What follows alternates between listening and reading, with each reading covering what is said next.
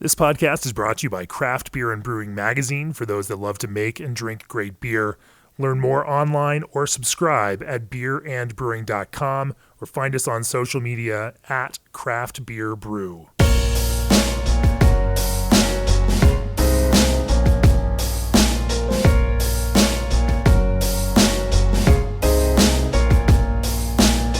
This episode is brought to you by craftbeer.com, home of the most powerful brewery locator in the universe. Whether you're traveling in a new city or planning your next beercation, head to craftbeer.com and explore the wide world of American craft beer. Want to support small and independent breweries? Look for the Independent Craft Brewer seal when you search. Hey everybody, it's John Hall, the senior editor of Craft Beer and Brewing Magazine, and maybe you heard about this.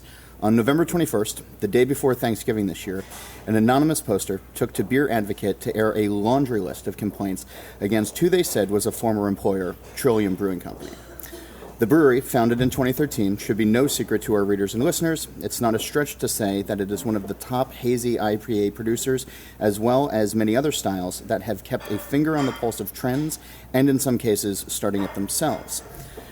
In the post, which tagged owner and founder JC Tetreault, who's now sitting across from me, laid out that when operations moved to a new location where we're sitting right now, some employees were offered the same job they had at their original location, but for less dollars per hour.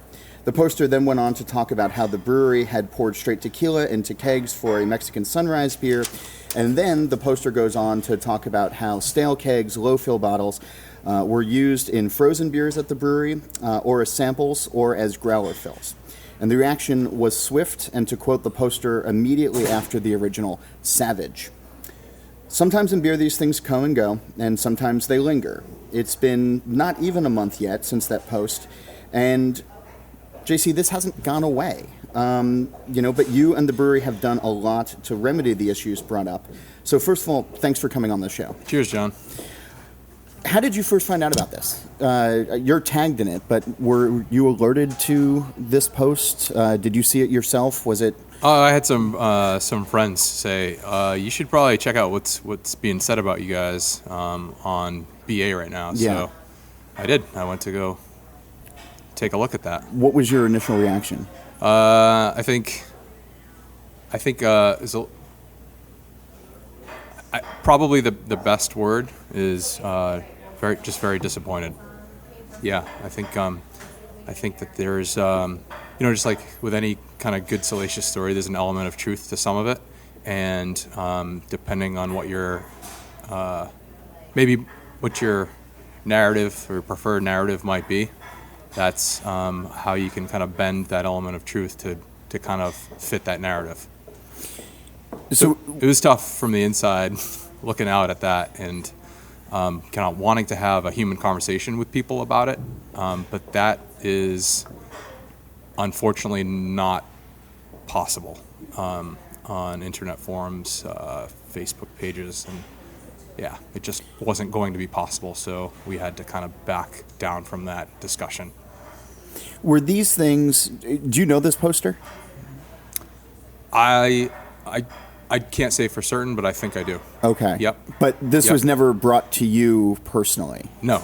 Okay. No. So the first time you were hearing about at least this person's issues was when they chose to tag you on Beer Advocate and sort of air it publicly. Yeah, sort of the litany of stuff for sure. I had heard through the organization that there were some folks that were not happy with how things went with the transition from the original Congress Street location to the new spot here in Fort Point, and I had actually started kind of calling folks and kind of sitting down with people to understand, well, what do you mean didn't go well, and just kind of understand it a little bit better. And we're sort of in the process of digging in and having those human conversations with people, and we're already working on a path to make sure that those things didn't happen or misunderstandings were cleared up, and helping us to get better at what we do with our team. And then it kind of just took its own life. It did. Yeah. So when you say disappointed, where does that disappointment lie when you were first reading that? Is it in yourself? Is it in the organization? Is it in this person in the way that they chose to do this? Sort of the confluence of events that allowed that to be a possibility. Yeah. I guess is the way. It's no one thing. And I am very, very, I want to be able to stand in front of the whole team and kind of take the responsibility for everything that we do always and ever. And that feels right to me. But at the same time, we do have a big team here, and we're all people, and we're all not perfect.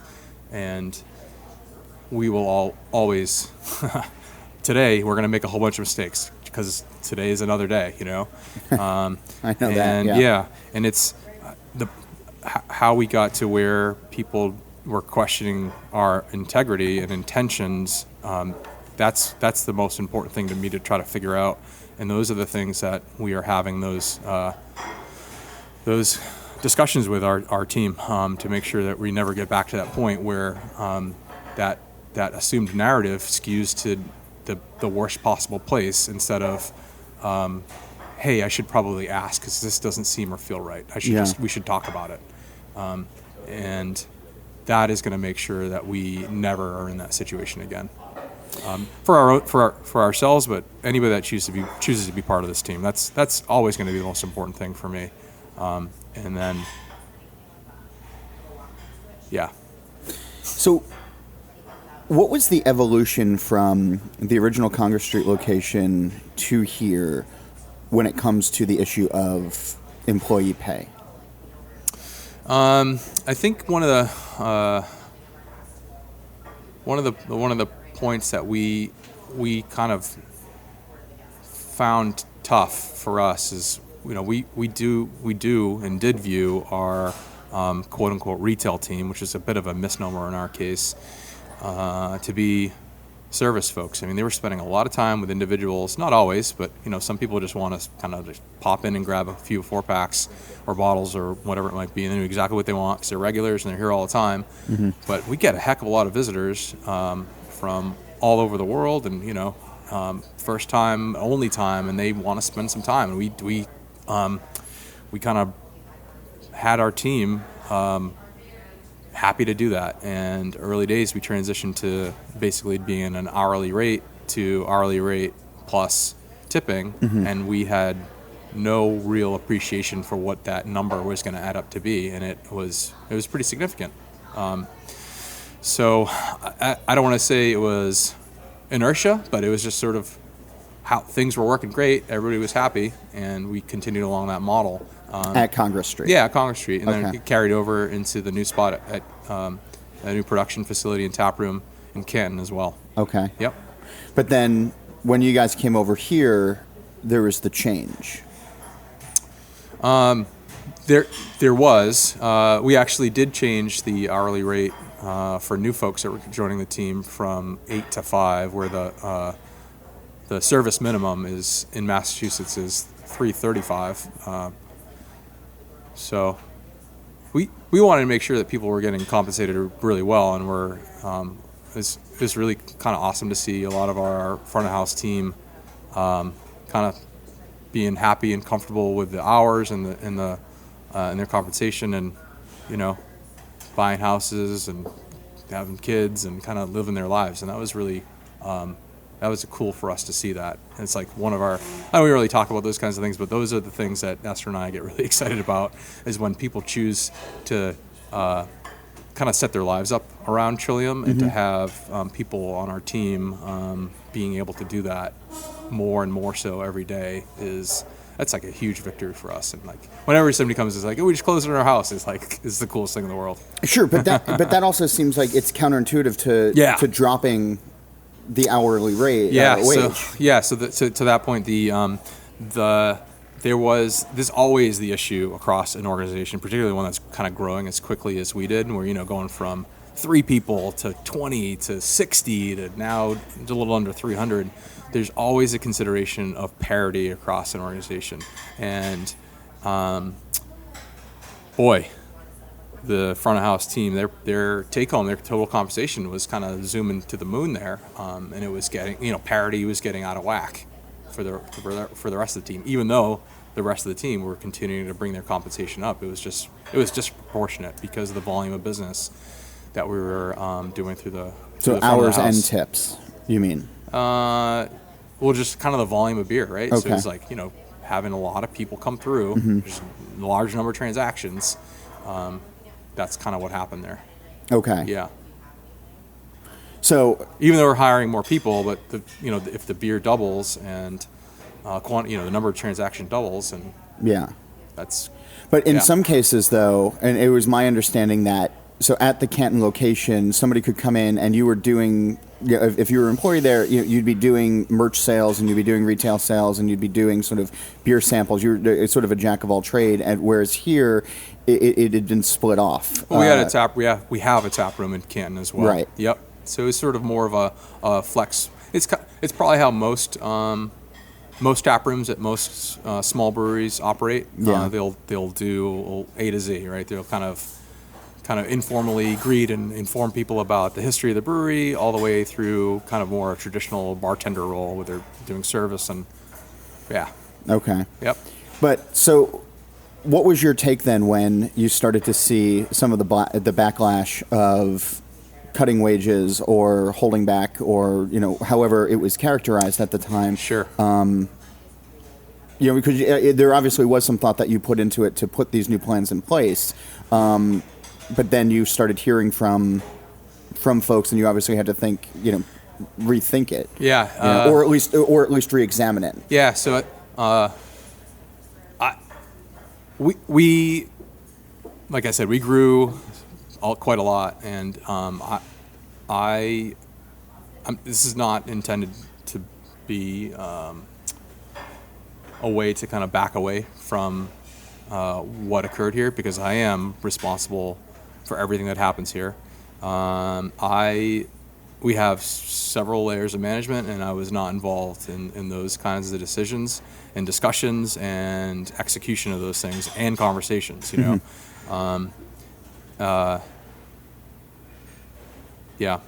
I wish I was. Okay. But that's something that we're going to kind of fix going forward. So then what was your reaction then when you learned about it? Because, that makes sense. When you have a company of 300 employees Right. or thereabouts, and you have 3 locations, Right. and you're, planning on a fourth that I want to talk about in a little bit, and you're sort of, to use your words, zooming to the moon Right. in a different way. Like, yeah, you're not going to be involved in every minutia in the day in and day out. But what was your reaction when you heard, like, oh, shit, like, we actually did this? That's the reaction, pretty much. It's like, that's not good. So I started kind of asking folks and what had happened and understand it a little bit better. I think one of the things that people wanted to be able to see, because it was kind of like distilled down to a soundbite, that Trillium, quote unquote, cut wages. It was not. Those are the kinds of things that you need to understand how you got to that point and talk to people and not knee-jerk react, and sort of like, we have a lot of people here that need to you just have to do things in a kind of methodical way, particularly when it comes to your team and how they think and feel about things. So it was sort of like stop all this, stop everything we're doing creative energy wise and kind of refocus on what happened, how did we get here. Let's start asking those questions from a management level, and talking to our team that were most impacted by this, and figure out what our next steps are. And what did you guys decide? Yeah, and then the stuff hit like crazy on the internet, and we're kind of, oh boy, we're already in the process, as we are at the end of the year every year, trying to balance out, hey, how did we do this year? Did we meet our goals? Did we not meet our goals? And how do we balance the growth of compensation in a kind of healthy way where we think not just tomorrow is going, not just next year is going, but for the rest of our lives? So Esther and I... Your wife and co-founder. Yeah. Esther and I, we're just like, Trillium is us, we are Trillium, and that's what it's going to be for the rest of our lives. So we need to make sure that it is a sustainable thing for ourselves, for our team, for Trillium unto itself. So it's what we do at the end of the year everywhere, sort of in that process. And largely until the opening of the new spot. Where we are right now. Yeah. And what are you guys calling this again? This is the Fort Point? Just Trillium Fort Point is Fort what we're Point, calling okay. it right now. It's sort of our, we really wanted to set up a flagship spot in the neighborhood that supported us from the very beginning. We didn't think it was going to be possible, and just found a really creative landlord that would have us here and invest in this project with us. Yeah. Have you closed Canton, the original, or is that going to stay open? Congress Street. Street. I'm sorry. Yeah, the original spot You on guys Congress aren't going to Street. close Canton. I'm sorry. Yeah. The original spot on Congress It's early, and this coffee is delicious, but hasn't kicked in yet. The original spot on Congress Street is going to, we cleared it out to make room for overflow storage from here. You can never have too much storage, as I found out. What I've heard. Yep. And we put together some improvements to the original brew house there. Mm-hmm. And we're going to do some very long-term, very experimental beers out of that original location. It just it did not feel right to kind of walk away from what was our original home. I still get to the twangs of nostalgia when I walk in there, but man, you once you walk through there and talk about how much beer we made out of that little broom closet of a place, I'm really glad that we're not making beer there regularly every day now. It was really difficult, very difficult. Everything had to be hand loaded in and out. Every case of beer, every bag of grain, every bit of spent grain, everything was kind of picked up and dropped about 40 times. It was pretty intense. What inspired you to get into brewing in the first place? So I have loved lots of different things about food and entertaining from as a kid. I took all the foods classes in high schools, and when I heard my parents were going to have friends over, I would write a menu and I would execute a dinner for them when I was 13 or 14 years old. I still remember some of my mom's friends coming over, and I made them a dessert, a strawberry soup dessert, which had sour cream in it and just a frozen strawberry thing, and some homemade shortbread cookies.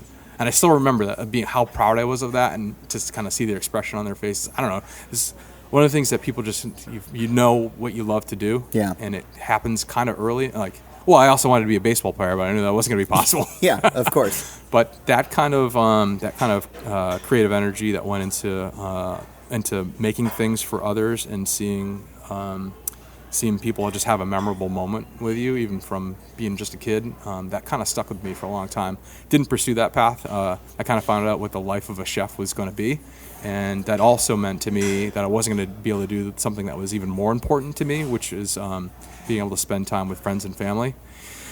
So I kind of had to say, I'll just do what I do now, and I'll just make food for friends and family at home. And that kind of, I had to put that passion, as I think a lot of people do, you kind of take your kind of core passion and you put it aside for more reasonable paths of career stuff. Fast forward a few years, and I'm living in Boston, and I'm trying these cool beers, Sam Smith oatmeal stout. Yeah. Just that was an incredible eye-opener type of beer. And I was really into making food, just trying to make sushi myself, go to the Japanese markets in Cambridge, and then I just wanted to make things all the time when I got home from work, and eventually that making something turned into making beer as well. And that was fireworks went off in my head the first time that I made a batch of beer. It was an oatmeal stout. Okay. As well.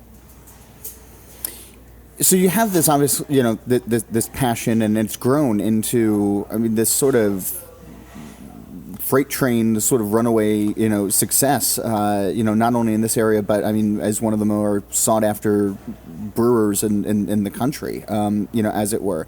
So I can totally understand when you start reading some of these things that you take it personally, and then you want to respond, in kind to sort of show, I guess your what you hope your true intent is, right? So on the wage thing, because we're still on that, you guys have since responded and made some changes. Yeah, we had to kind of huddle up and really sift through all that stuff that was being said, and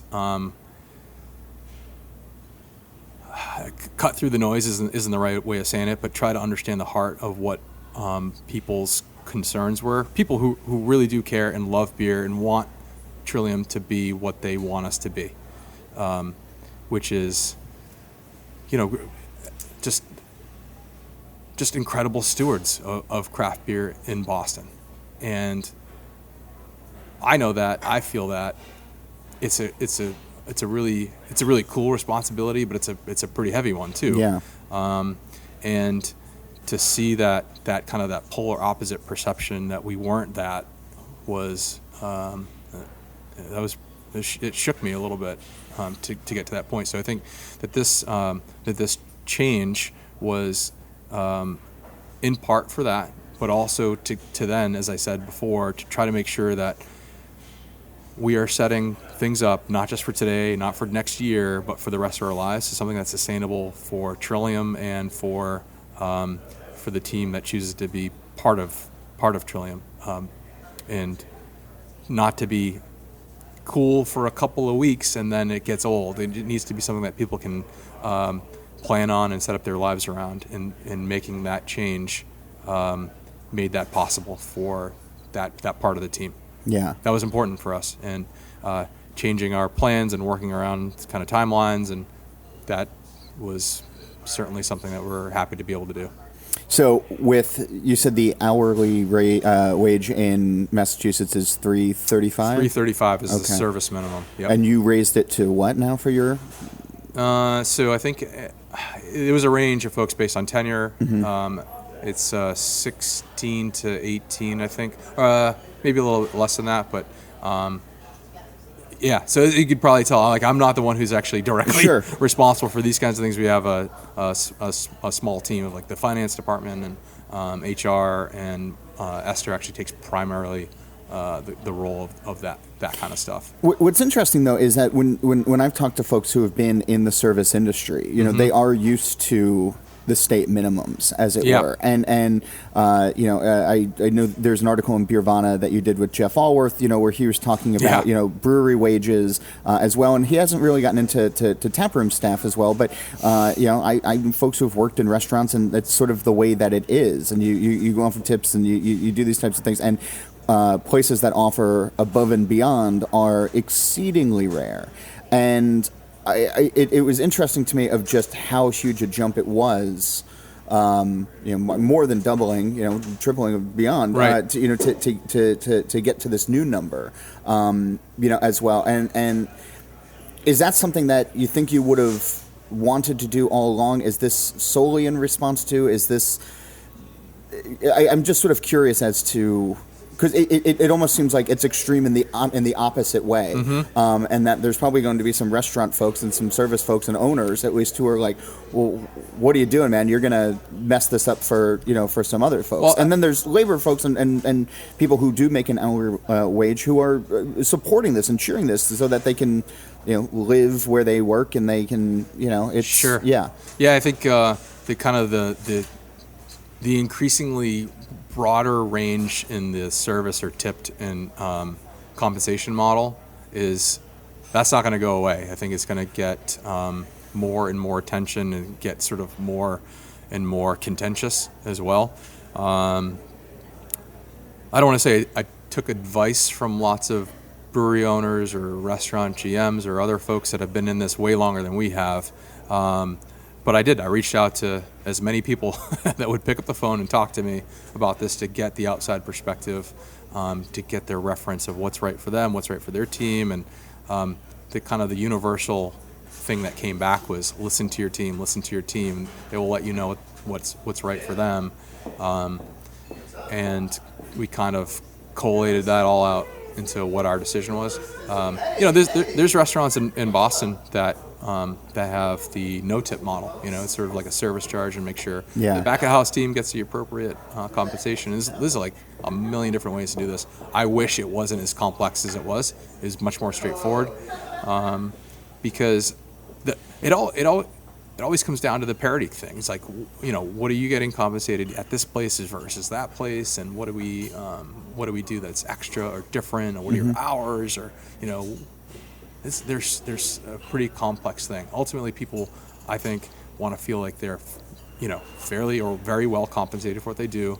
They've got a voice and they've got an ability to help affect positive change in our organization. Because it's not just, I mean, money is obviously important for survival, but then there's also sort of that sense of community that a lot of breweries have. And when you say listen to your team, in the Allworth article, I was sort of struck that there's former employees who were talking about your management office as the ivory tower. And in this Beer Advocate post, there were, hey, we get all these emails that there's a pizza party down in Canton, but, we were getting nothing at Congress Street, or, all these types of things. So it did seem like, like down on below, or, some of the, the other folks, like there wasn't necessarily a cohesion that it sounds like that you're striving for. Yeah, I mean, it's so difficult, right? So as I talked about the changes, right, to go from a single shop, 2,300 square feet, where we're basically on top of each other. And then can you imagine the perspective of how that changes? Well, I would actually go to the Marriott across the street just so I wasn't have my laptop on the top of a bag of grain, or I had to get out of there when retail opened. So, well, and you got the hotel points too. Right. And then kind of that perspective of living with each other. I don't know if you went to college or you had roommates and you were out of school, whatever. It's I don't know. The camaraderie that happens. It's hard for people to think that I've been educated, but yeah. I mean, the camaraderie that comes from that is some of your best friends for your whole life that you're always going to be great friends with come from those super intense moments where you live with each other. And then that changes so dramatically when you don't live with each other anymore. And you miss that and you get really nostalgic for that. I do too. You forget all the really tough parts about it and you remember all the really good stuff. So I would love some advice about how to keep that kind of feeling of we're this tiny little team and we see each other, know each other all the time, and it changes. Just because I'm not physically there doesn't mean I'm not always thinking about our team, about the beer, about how do we grow this thing into something that's sustainable, that you can kind of set your clock to, and you feel good and confident about being able to get married, buy a house, and have kids. Yeah. So if you got some advice, let me know. I think the physical separation is a big thing, not being able to look each other in the eyes on a regular basis. That's a huge challenge. And to have, I saw the ivory tower thing, and it's oh man, that is not what's happening. We care so much. Boy. Oh my God. That one cut into you? Yeah, it's yeah.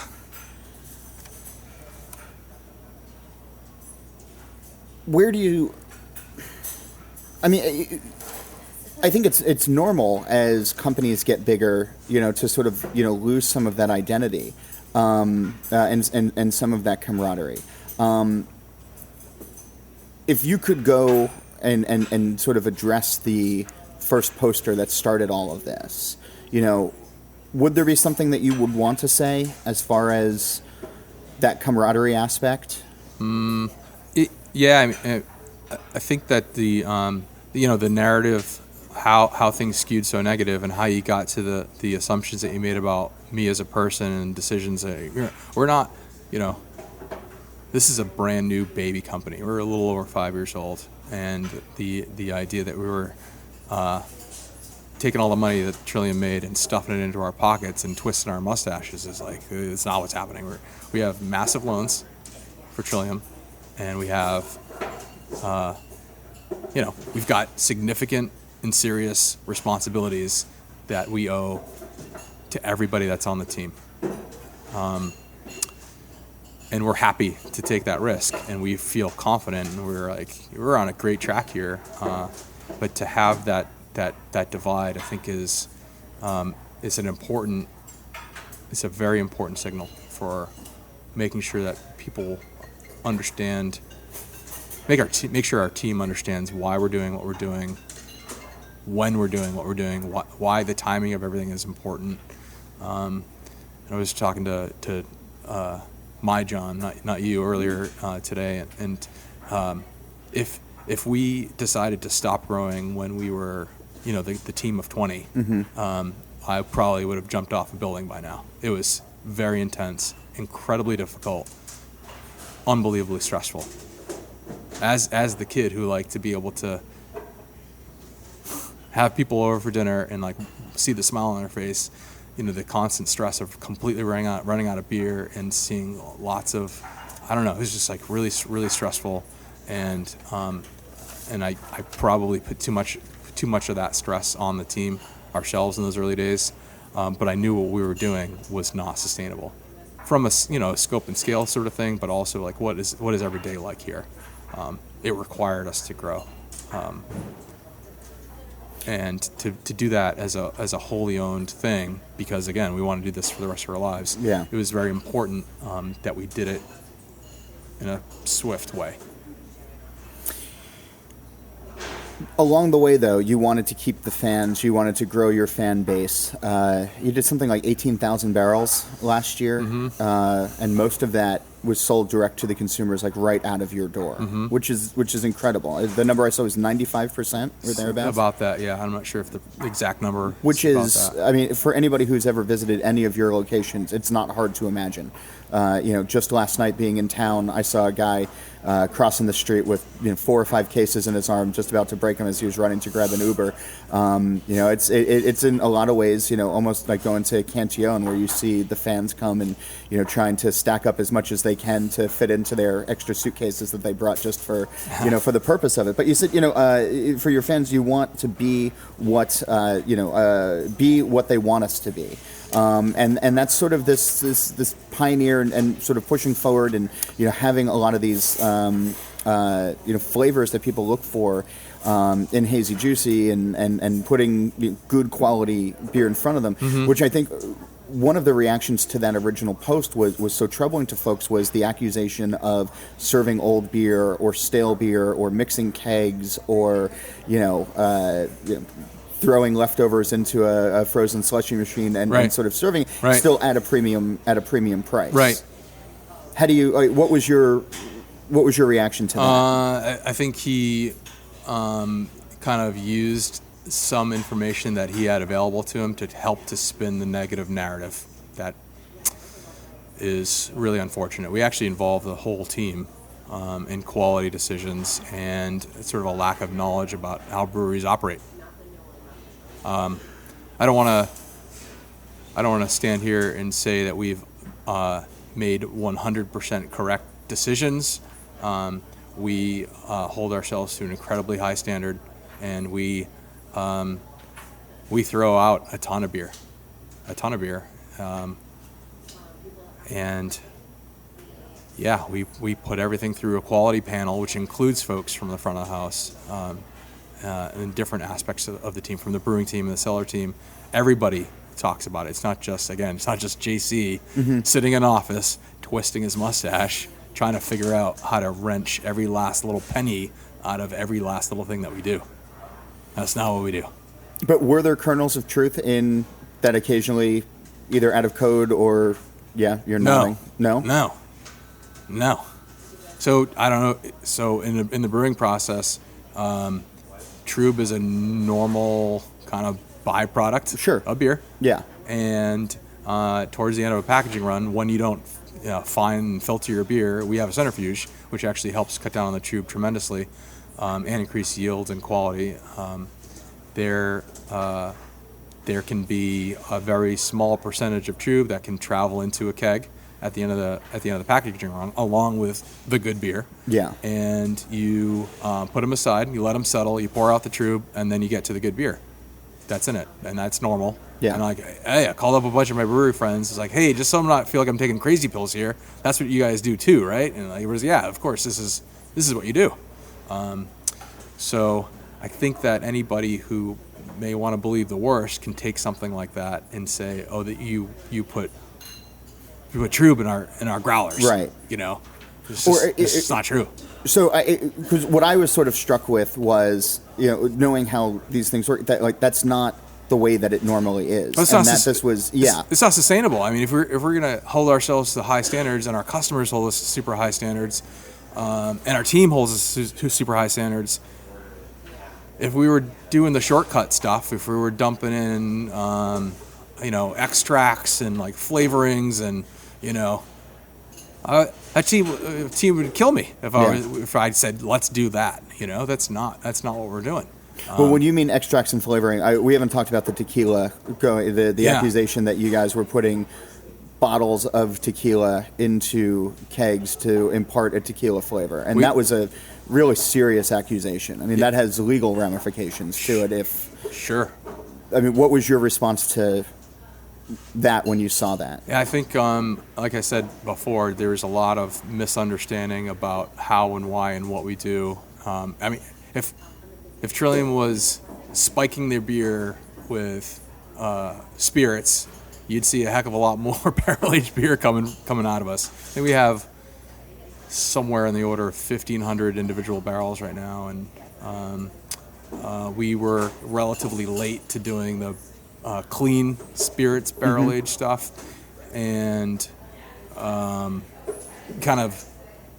we wanted to separate our wild program from our clean barrel program, so we were late with that.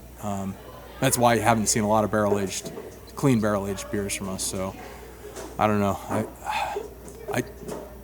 I do wish that we could get in front of the team a little bit more regularly and do those kinds of things. So that's part of where our internal education program is really going to spearhead. And I spent some time putting together brewer selection stuff so that we can better inform our customers about how we do, what we do, why we do, what quality is. Kind of pointing to our QA lab that's behind us and talking about the team, which is now 3 strong in the quality department. How beers are made.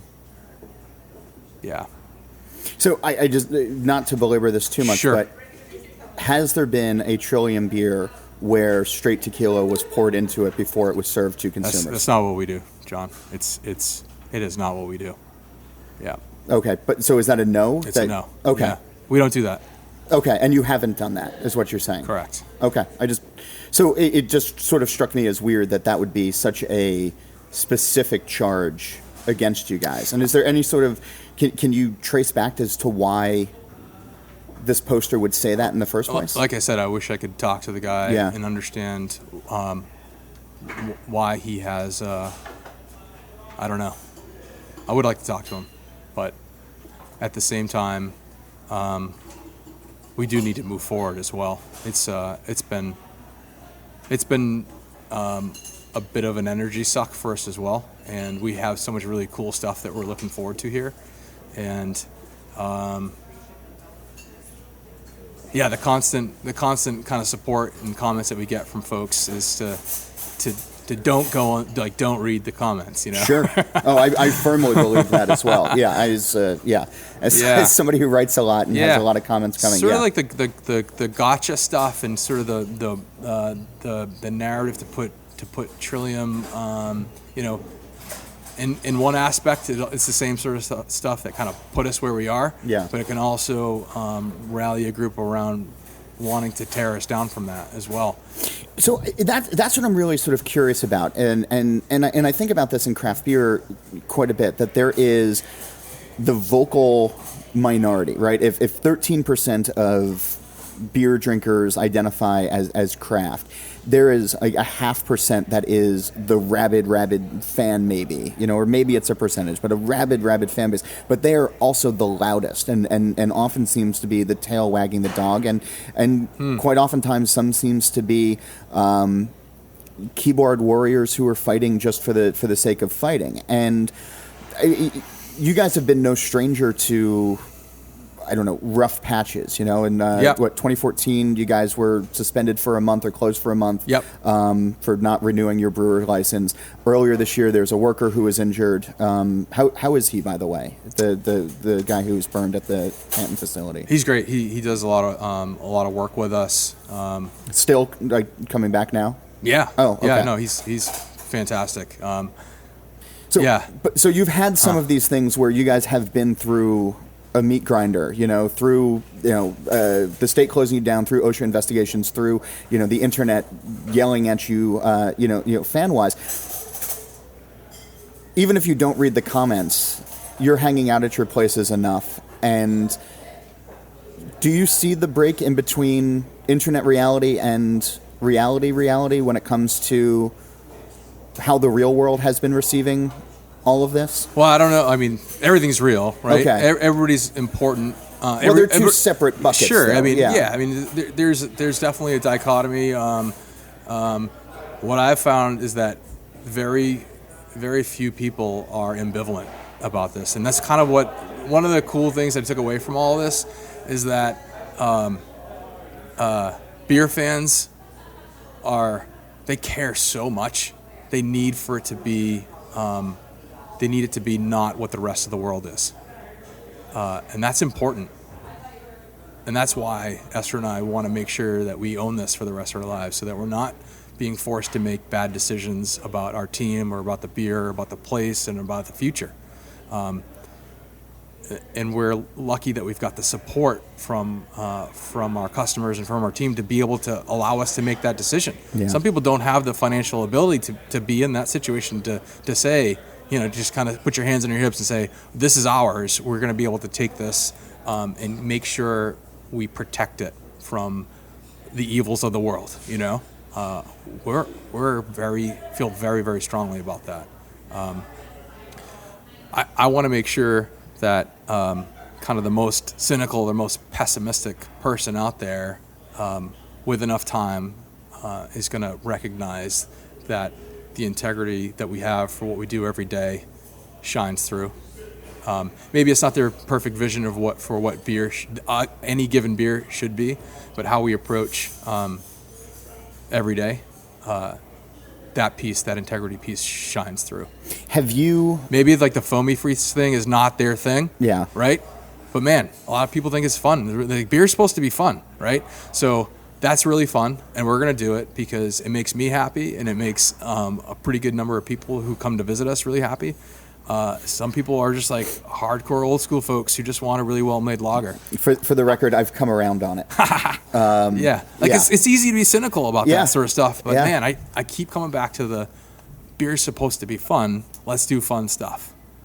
Have you changed your perfect vision for what this company can be in light of the last 3 weeks? So it's the perception of for myself about what my role and what my responsibilities are changes and evolves all the time. And there are certain moments that rapidly hits a rapid pace of or an inflection point or whatever you might say.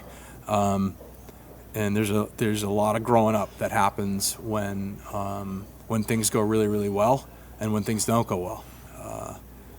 It is a lot of sleepless nights and a lot of, what are we doing with this thing? Where's it going? I want to make sure nobody gets hurt in this process, and make sure that everybody can have the best possible time when they come visit us and when they join the team.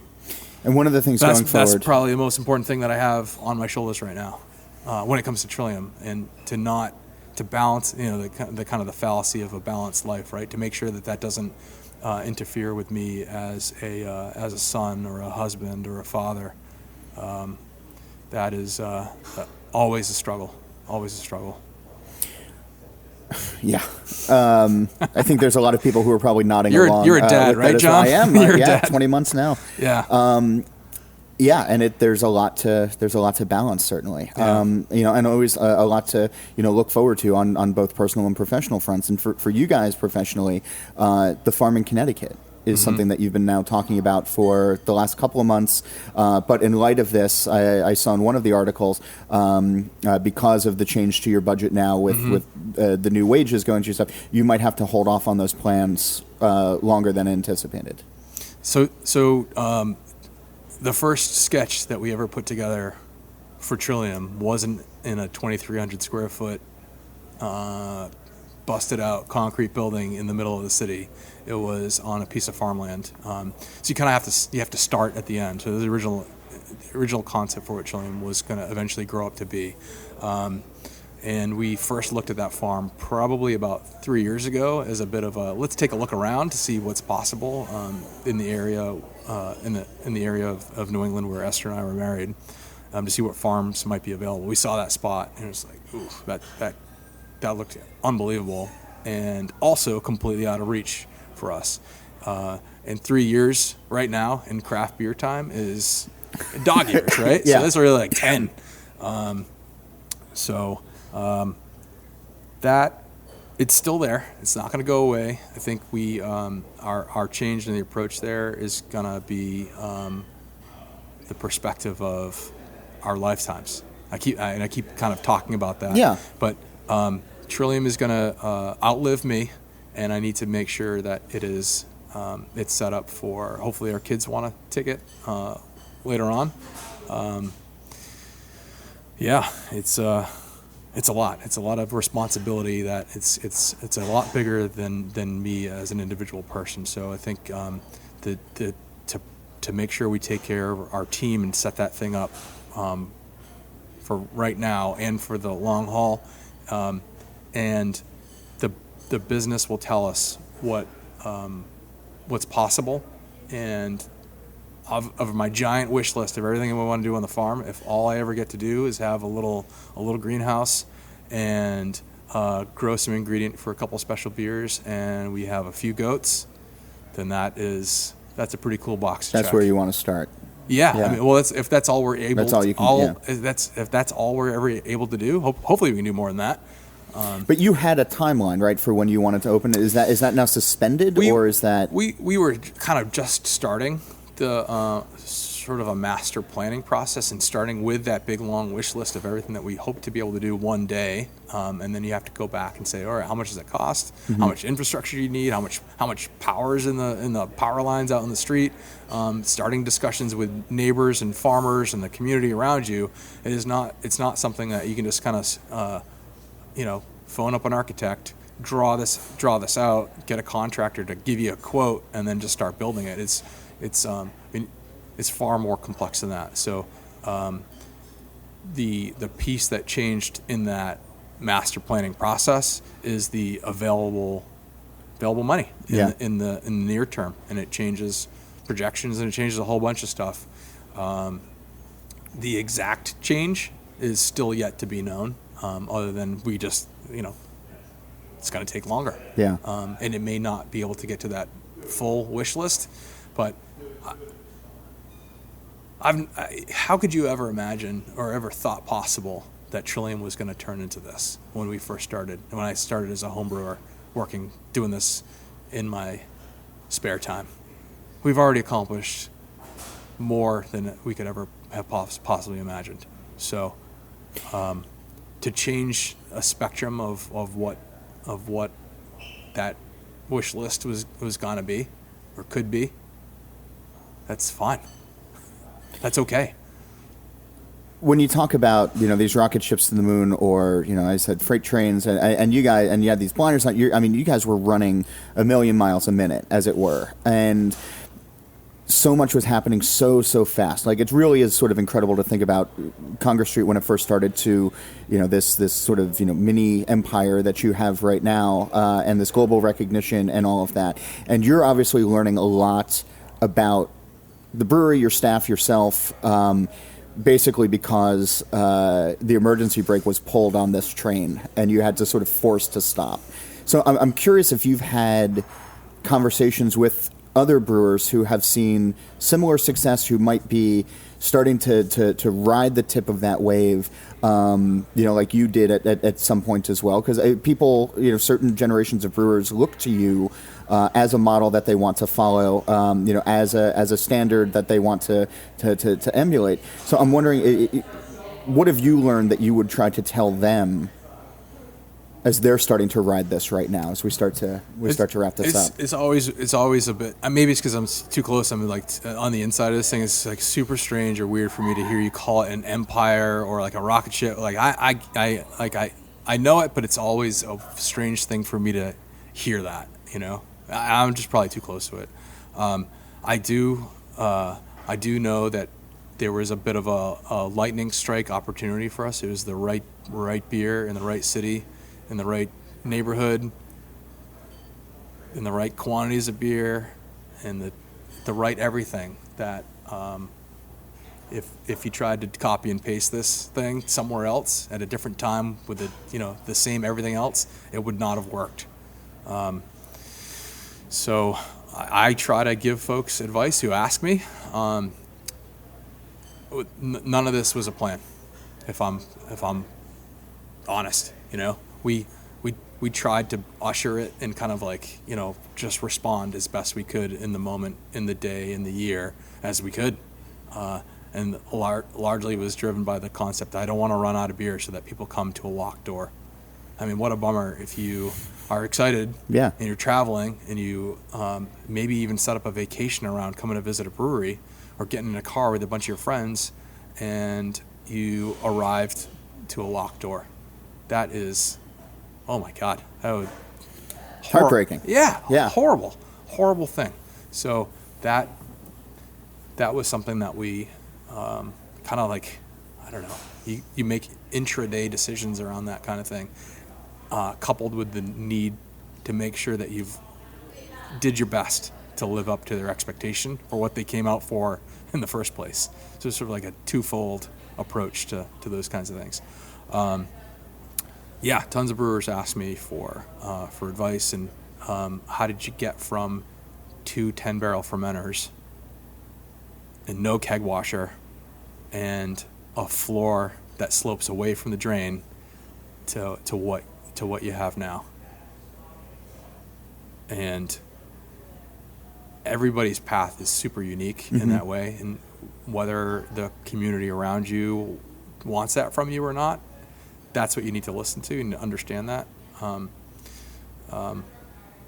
And each small decision that's in front of you, it does stack up to what you eventually will become. And the hard truth is not all communities want what you have to offer for some people. And it's important to recognize that. And if you're honest with yourself about that piece, I think you're going to save yourself and your customers a lot of heartache. And you're not going to have to make bad decisions around selling or making beer that you don't want to make, things that don't feel right to you. I think the honesty piece comes through for a lot of breweries, and a lot of breweries decide to not be honest with themselves and do what they think is right for themselves and what people want from them.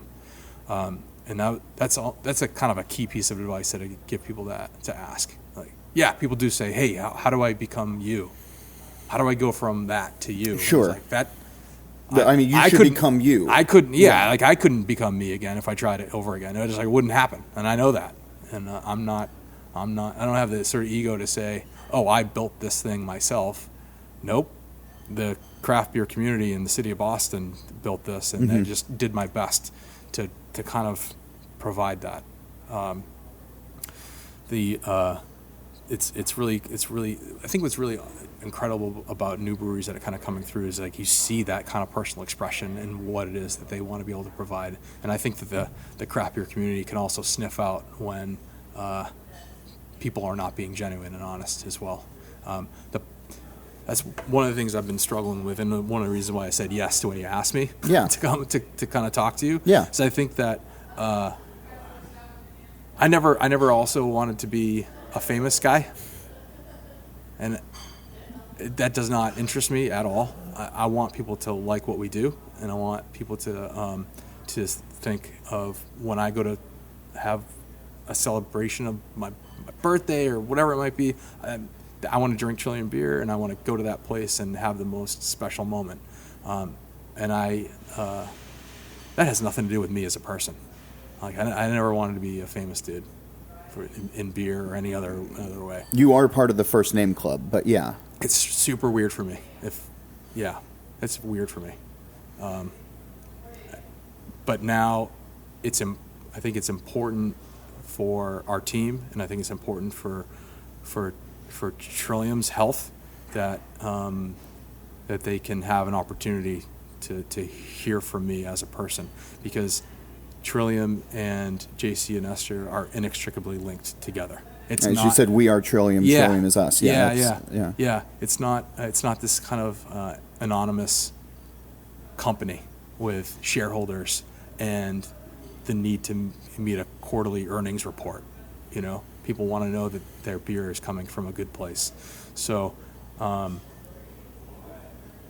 wish I could open up my heart and my head to show you that it is coming from a good place, and that's not possible. So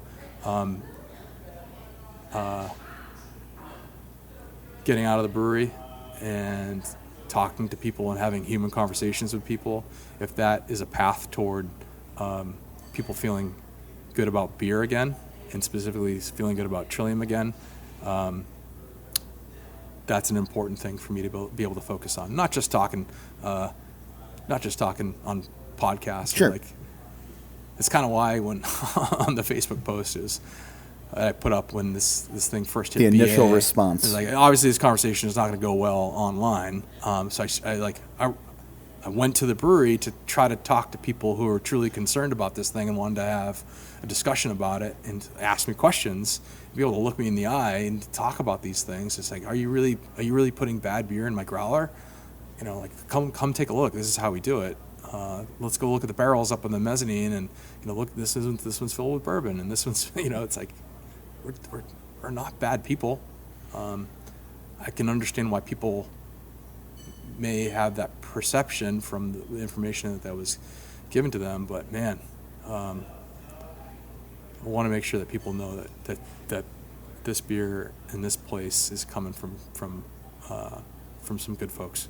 And that's something that you're going to have to, I guess, continue to do. It's good business practice no matter what, but there's sort of in some ways, I guess, a renewed focus of just getting out and talking to people more and community building. Because if you're saying you're going to do this forever, and I know that there's a lot of people who hope that you do. Right.